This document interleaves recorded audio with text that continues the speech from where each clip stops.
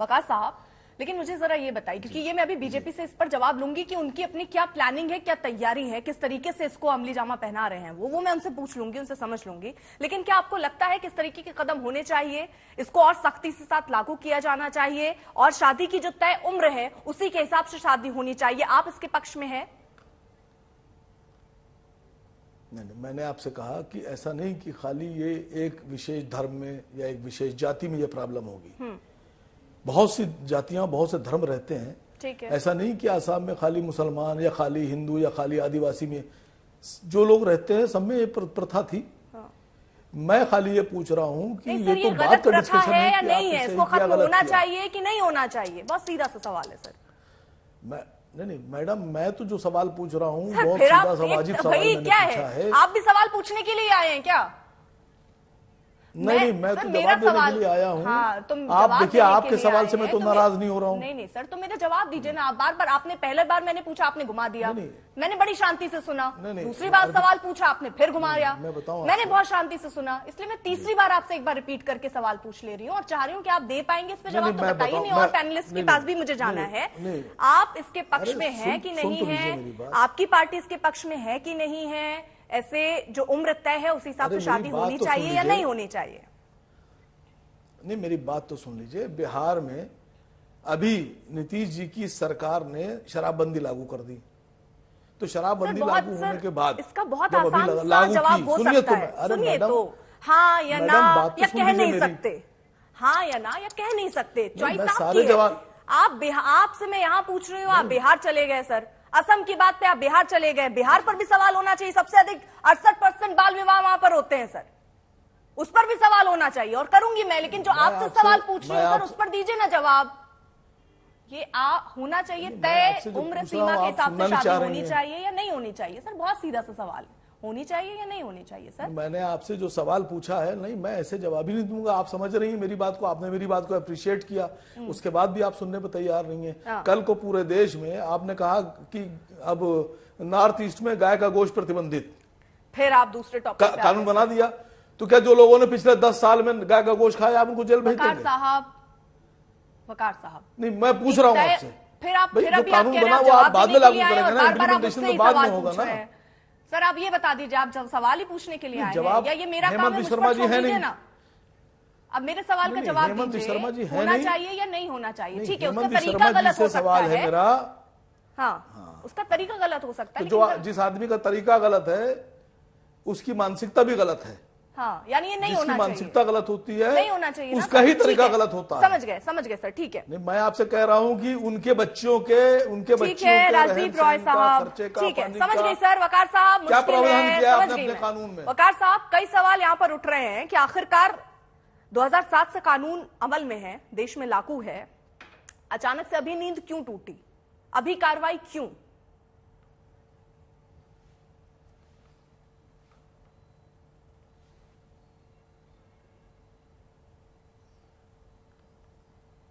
राजदीप रॉय जी, आवाज आ रही है आप तक? जी, आवाज पहुंच रही है आप तक? अच्छा, हाँ, आपसे सवाल कर रहा हूं मैं।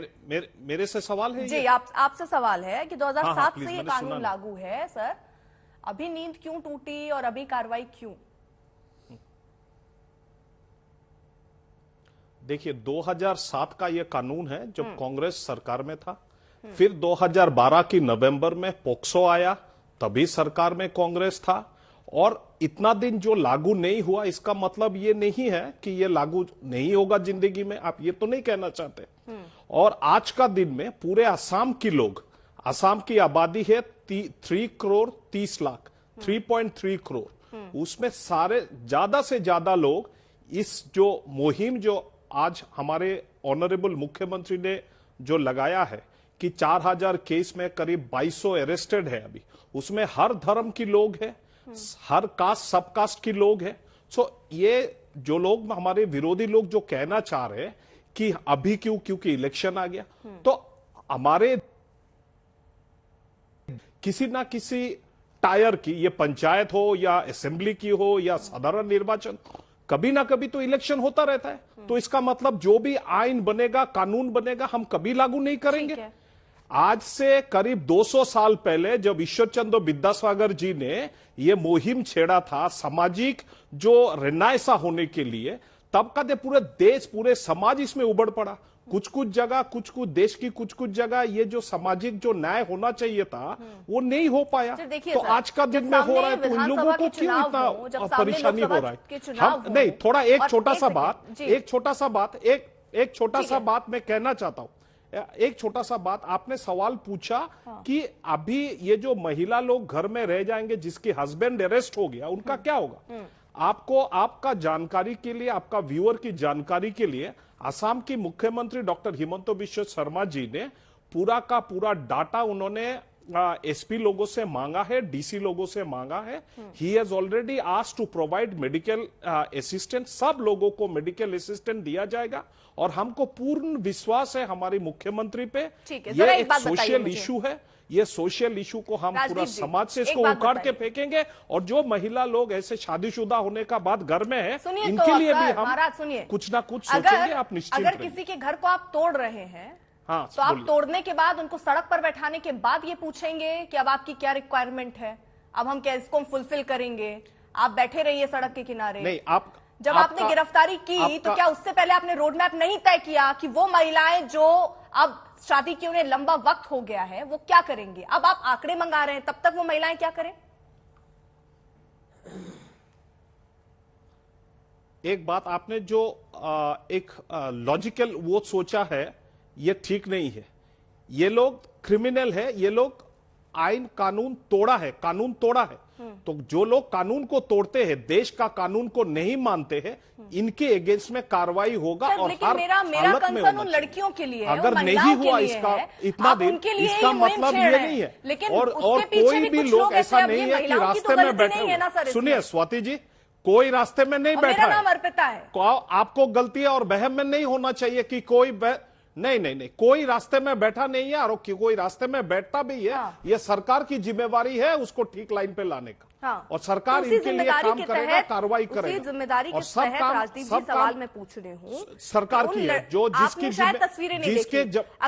जिम्मेदारी है वो जिम्मेदारी देखेगा। हुए जो महिलाएं कानून तोड़ता है उसका जिम्मेदारी सरकार का नहीं है। जो कानून तोड़ता है उसका जिम्मेदारी सरकार की नहीं है। जो कानून तोड़ता है उसका जिम्मेदारी सरकार की नहीं है। बाकी जो असहाय लोग हैं उनका जिम्मेदारी सरकार देखेगा। ठीक है।